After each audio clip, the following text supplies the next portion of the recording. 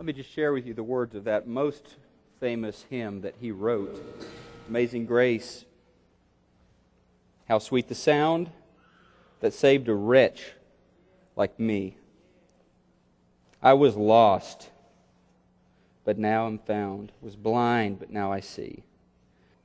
The New Testament is so clear that there exists no hope for you, no hope for me, unless it is the unmerited, undeserved gift of God's forgiveness poured out on us by Him. You see, Jesus took my place on the cross. He took my punishment on His back. He accepted it as if it were His own.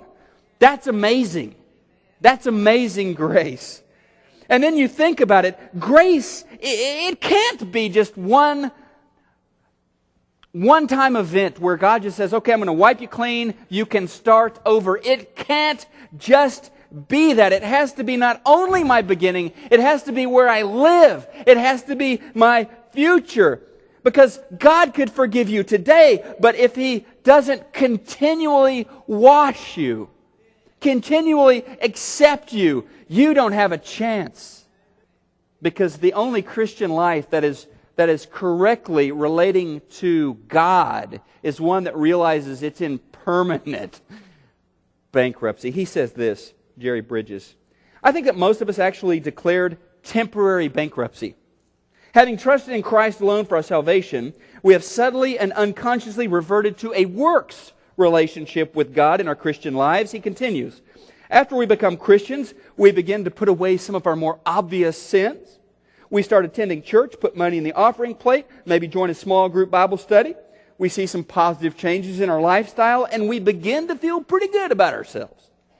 We are ready, he says, to emerge from bankruptcy and pay our own way in the Christian life. Now, guys, when it comes to Christ and our relationship with Him, it wasn't temporary bankruptcy. It wasn't chapter 11. It was permanent.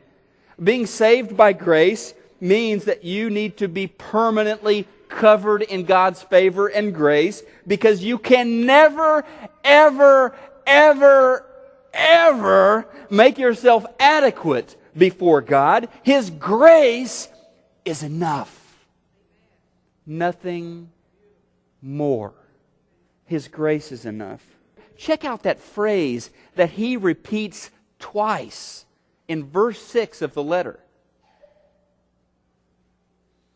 If anybody is preaching to you a gospel other than the one we preached, let him be eternally condemned. God, everything He did for us, motivated by love. Motivated by love. As Paul opens this up in verse 4, he says, all of this is because of God's great love. Motivated by love. The Son of Man killed on a Roman cross wasn't primarily about kind of cleaning you off. It wasn't primarily about you managing better sin in your life. The death of Jesus on the cross was primarily about bringing you and God the Father back together. Second point here. The grace of God is a gift of undeserved salvation. I plan to say this a lot through these weeks in this series on grace. It's important that we get it here. It's important that we get it here.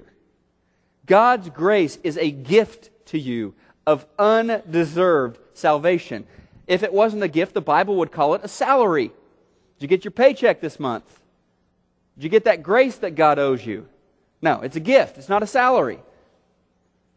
Third thing. This blows my mind here.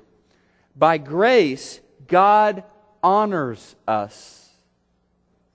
He honors us and puts us on, okay, this is obviously my word here, but He puts us on a billboard so that everybody can see how awesome He is. Number 4, fill this out.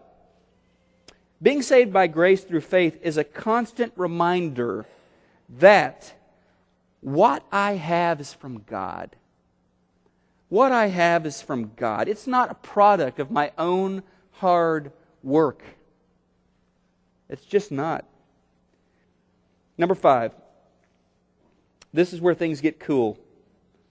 By acknowledging that my work has nothing to do with my salvation, I turn myself over to be God's art project. To be God's, masterpiece. To allow the Master to transform me into something beautiful.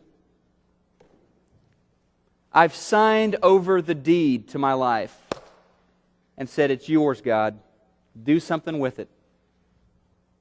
Do something with my life. When you understand the grace that you've received, when you understand and encounter God's love in your life, you realize that your life isn't yours anymore, it's His. And you place yourself in His hands and invite Him to touch you, to mold you, and to make something or to unmake something in your life.